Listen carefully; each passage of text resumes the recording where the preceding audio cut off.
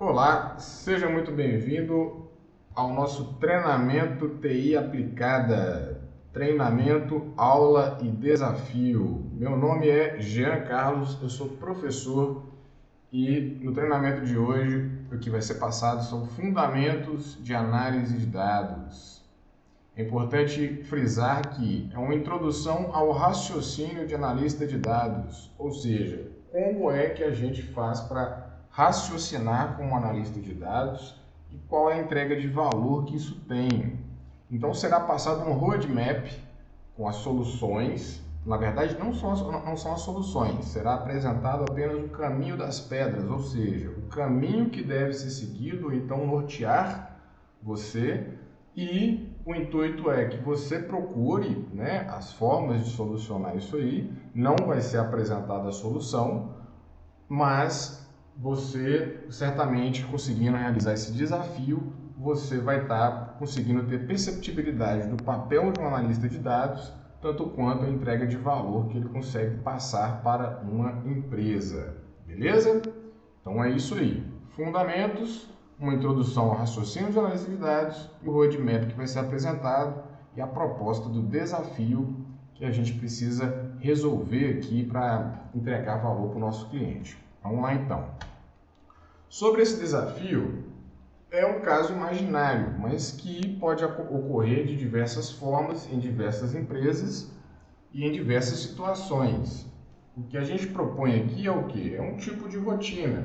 A empresa é uma empresa imaginária, mas é a mesma coisa de você pensar que você está trabalhando em algum local, esse local tem algum tipo de demanda e precisa do analista de dados para suprir essa demanda. Mas que tipo de demanda?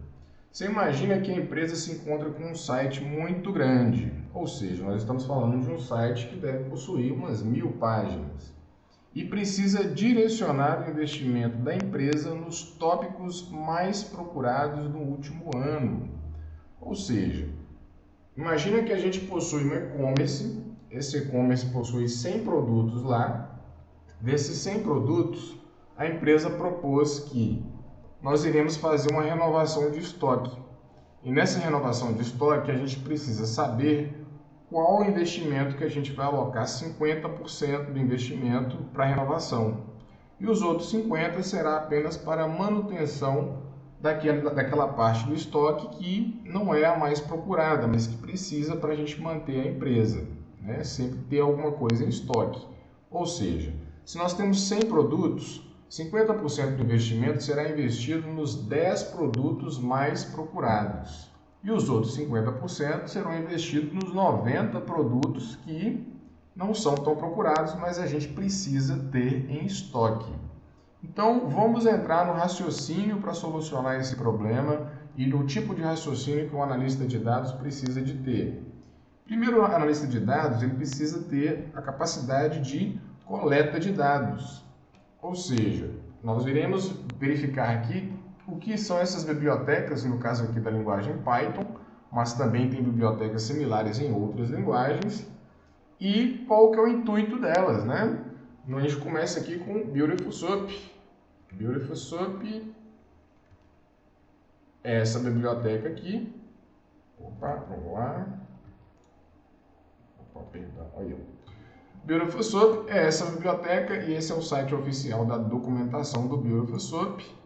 E no desafio a gente precisa de quê? A gente precisa usar a biblioteca Beautiful Soup da linguagem Python para a gente estar entrando nos sites, certo? E entrar no site da empresa, no caso, da nossa empresa imaginária, e nós teremos que passar nas 1000 páginas da empresa e coletar as informações que estão lá. Que informações são essas? Nós precisamos coletar quais são as tags principais, quais são os relacionamentos em relação àquele produto que a gente vai estar buscando. Então, se são 1000 páginas, é como se dessas 1000 páginas ali, a gente tivesse coisas como comentários, por exemplo, a gente tivesse coisas como quantidade de compra, a gente tivesse informações como cada vez que foi falado aquela palavra daquele produto em outras páginas ou na página principal do produto, e assim sucessivamente. Ou seja, nós precisamos de uma ferramenta para coletar o código HTML que está contido em cada página dessas 1000. E aí a gente já começa com uma problemática, a gente já tem que trabalhar com um grande volume de dados. Então o desafio já começa aí. Você já tem uma biblioteca aqui te norteando em possibilidade de fazer a leitura do HTML. Além disso, o que eu posso dizer nesse desafio é que a gente na biblioteca BuildFSOP tem uma ferramenta que nos ajuda muito, que é a ferramenta de localizar elementos by ID. Ou seja, os sites, os documentos HTML, eles possuem diversos tipos de objetos, né? Tem divs, tem tabelas, tem parágrafos, tem títulos. Cada um desses elementos possui uma identificação. E a gente, sabendo procurar essa identificação, a gente consegue, então, encontrar tópicos específicos, correto? Então, se o título dessas 1000 páginas é o que interessa, o Find Element by ID seria, no caso, o H1, que é a denominação de título no documento HTML, certo? Beleza. Além disso, nós temos que trabalhar com o request, biblioteca request, é essa biblioteca aqui, que é uma biblioteca para a gente acessar protocolos HTTP, ou seja, a gente consegue fazer requests, a gente consegue fazer requisições, correto? Além disso, nós precisamos, no nosso desafio, solucionar um problema que é o seguinte: a gente precisa encontrar uma forma de identificar quais são os produtos mais procurados. E para a gente fazer isso, a gente vai estar utilizando a biblioteca do Google Trends. Ou seja, o Google Trends é uma plataforma na qual a gente possui o desejo, né, de procura, qual é que é a tendência desse determinado produto ou setor. No caso aqui, o exemplo está sendo os serviços da TI aplicada. E o serviço da TI aplicada tem somente 3 produtos. No caso, é o marketing, o comercial e gerente de projetos. O que foi mais buscado aqui, ó, ao longo de determinadas datas em relação ao marketing, já está descrito aqui nesse gráfico. Ou seja, aqui a gente já está vendo que a gente precisa plotar essa informação para a gente ter uma entrega de valor. Esse aqui é o relatório que a empresa quer na hora que vai fazer o investimento. O que ela quer, se resumindo, né, são o quê? São os 10 produtos listados aqui e qual foi o produto mais procurado. Quais são os 10 que vão estar aqui com linhas, né, apresentadas, porque são esses 10 que a empresa vai colocar o investimento de 50% do valor investido. Então, se é R$200 mil, R$300 mil, R$150 mil serão investidos para a renovação de estoque de 10 produtos que tem que estar nesse gráfico aqui, beleza? Além disso, a coleta, né, aqui está sendo somente sugerido, mas o intuito do desafio é mais que se utilize a biblioteca BuildFSOP e Request para a gente poder pegar as páginas web. Mas pode ser que essas informações elas estejam em documentos. Se a empresa já estiver trabalhando de certa forma com essas informações, desse produto foi o mais vendido, esse produto foi o produto mais comentado, você pode ter isso em um documento em Excel, uma planilha, né, ou algo do tipo, mas geralmente quando se fala de coleta de dados e análise de dados e limpeza de dados, organização de dados e armazenamento de dados principalmente, se a gente está trabalhando com um grande volume, dificilmente essas informações estarão em documentos como planilhas do Excel, certo? Legal. Além disso, a gente tem que pensar na questão da organização dos dados, ou seja, que tipos de dados que a gente está trabalhando, né? E o que é o JSON e o que é parsing e serialização. Neste caso aqui, ó, a gente possui um código que já é uma dica para a gente finalizar esse desafio. Nessa dica, possui a necessidade de utilização da biblioteca PyTrends, também estamos utilizando o método de request e também estamos utilizando o Plotly Express para estar fazendo a plotagem do gráfico, beleza? Além disso, está sendo dada a dica aqui da biblioteca Time. A biblioteca Time serve para a gente estar colocando um tempo, um espaçamento de tempo, porque muitas vezes as requisições, se elas forem feitas ao mesmo tempo, o servidor que está nos fornecendo isso não consegue nos servir. Ou seja, é ideal que a gente faça uma pausa entre cada requisição para a gente ter um resultado. Além disso, nós temos que colocar algumas queries, né? Ou então métodos que nos dê parâmetros. Dentre esses parâmetros aqui, ó, nós estamos colocando o interesse ao longo do tempo e nós estamos colocando também uma forma com que o gráfico vai ser plotado, né? Nós estamos vendo aqui que nós temos um eixo de X e um eixo de Y. Essa parte é fundamental para a gente poder plotar um gráfico com o entendimento, porque nós teremos então duas linhas, dois eixos. Esse eixo XY, também chamado de eixo cartesiano, né? A gente tem também a questão das axes, que são muito utilizadas em outras bibliotecas como Pandas, por exemplo. Então a gente precisa disso aqui para poder chegar em determinado frame, né? Um data frame, beleza? Então já está outra dica aqui, ó, como que a gente faz para fazer uma consulta no Google Trends. Além disso, a gente está trabalhando com um volume maior. Então nesse volume maior, talvez a gente precisa fazer um request, ou seja, a gente precisa utilizar a biblioteca request para estar consumindo uma API. No caso da Rapid API aqui, é uma das maiores centrais que possui na net, né, na rede mundial de computadores, que nos fornece endpoints de determinados tipos de API. Essa API, no caso aqui, é a API do Google Trends necessariamente. Então, você vai ter que verificar quais são os cabeçalhos dessa requisição e também qual que é o retorno. O retorno aqui de determinada consulta, de determinado request, nos retorna esses tipos de dados aqui, ó. O tamanho do tráfego, qual que foi a localização, né? Qual que foi o tempo, a imagem que está envolvida. Nós temos um tipo de resposta, beleza? Além disso, tem já aqui um modelo de request também, ó. No caso da linguagem Python, a gente já sabe que tem que colocar o URL e tem que colocar também os tipos de consulta, ou seja, nós temos que prestar atenção na query que vai ser utilizada, o idioma no caso aqui e a região que está sendo feita a pesquisa. Essa tendência aqui está sendo feita nos Estados Unidos e também o código da regional, né, é nos Estados Unidos também. Nesses cabeçalhos aqui, a gente precisa colocar informações como a chave da API, ou seja, o serviço desse muitas vezes é pago.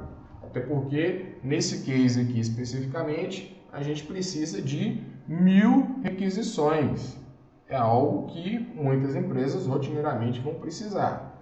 Se você não quer gastar com API para poder ter esse resultado, você pode optar também por não utilizar uma versão gratuita, né, como foi utilizado aqui, mas prestando atenção na questão do tempo, beleza? Continuando nosso caminho para solucionar a nossa case, a gente chega também na questão, né, do gráfico a ser plotado no final. Então, voltando ao raciocínio, nós temos que utilizar a biblioteca Beautiful Soup para poder analisar documentos HTML, enfrentaremos o problema relacionado com grande volume de páginas, nós precisamos fazer request.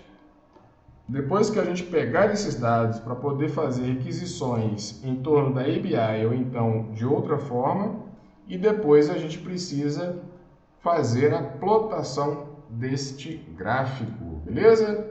Então, esses são os conhecimentos que a gente vai precisar para fazer isso. A gente precisa de Beautiful Soup, de request, a gente precisa saber organizar os dados, ou seja, que tipo de dados nós estamos trabalhando. Nós estamos trabalhando com listas, com tuplas, nós estamos trabalhando com sets, nós estamos trabalhando também com formato JSON, e no formato JSON a gente precisa fazer mudanças em relação aos dados que a gente está trabalhando, a gente precisa fazer data parsing.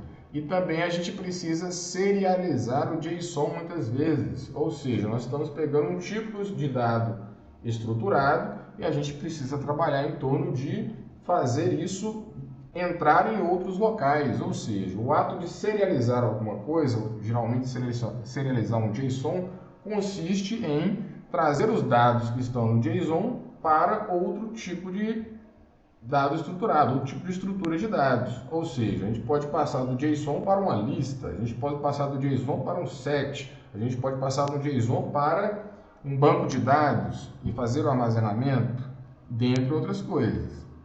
A gente também precisa pensar a questão do armazenamento.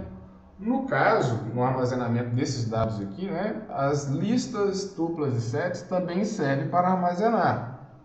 No momento que a gente está fazendo a coleta, a gente vai estar armazenando informações em listas, tuplas e sets. Além disso, a gente precisa gravar isso em um banco de dados. Então aqui fica outra dica. A gente tem como importar a biblioteca do SQLite 3 ou qualquer outro tipo de banco de dados e a gente precisa saber como que a gente faz para identificar o banco de dados e ter um guia para estar movimentando dentro desse banco de dados e os tipos de execução que esse guia pode fazer. Neste caso aqui, o que está sendo colocado aqui são os valores da tabela de clientes, na tabela que a gente está utilizando, os tópicos e o nível de interesse em torno desses tópicos. No caso aqui foi demonstrado marketing, mas no caso são a clientela que a empresa possui, quais são as marcas que estão sendo trabalhadas e qual que é o nível de interesse dessas marcas e os valores que serão alocados no banco de dados.